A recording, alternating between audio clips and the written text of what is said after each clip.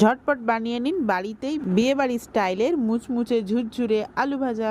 প্রথমে আলুগুলোকে ছাল ছাড়িয়ে মেশিনে গ্রেট করে ভালো করে ধুয়ে নিতে হবে। তারপর ভেতরের পানি ভালো মতো ঝরিয়ে আলাদা করে রেখে দিতে হবে। তারপর সেই আলুতেই লবণ মাখিয়ে রাখতে হবে কিছুক্ষণ।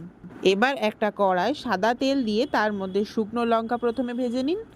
ভালো মতো লাল লাল করে ভাজা হয়ে গেলে চিনেবাদামগুলো দিয়ে দিন।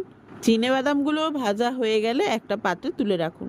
যেহেতু আলুতে লবণ মাখানো আছে তাই আলু থেকে একটু পানি ঝরবে, তাই জন্য আলুটাকে ভালো মতো হাতের সাহায্যে প্রেস করে ভেতরের জলটা ফেলে দিয়ে তেলে ছেড়ে দিন আর মুচমুচে করে ভেজে নিন। তারপর বাদাম, লঙ্কা আর এই আলু ভাজা একসাথে মিশিয়ে পরিবেশন করুন গরম গরম ভাত আর মাছের মুড়ো দিয়ে ডালের সাথে। এই রেসিপিটা বোনের প্রিয় রেসিপি। আপনারা অবশ্যই এই রেসিপিটা বাড়িতে ট্রাই করবেন আর কেমন লাগলো অবশ্যই জানাবেন।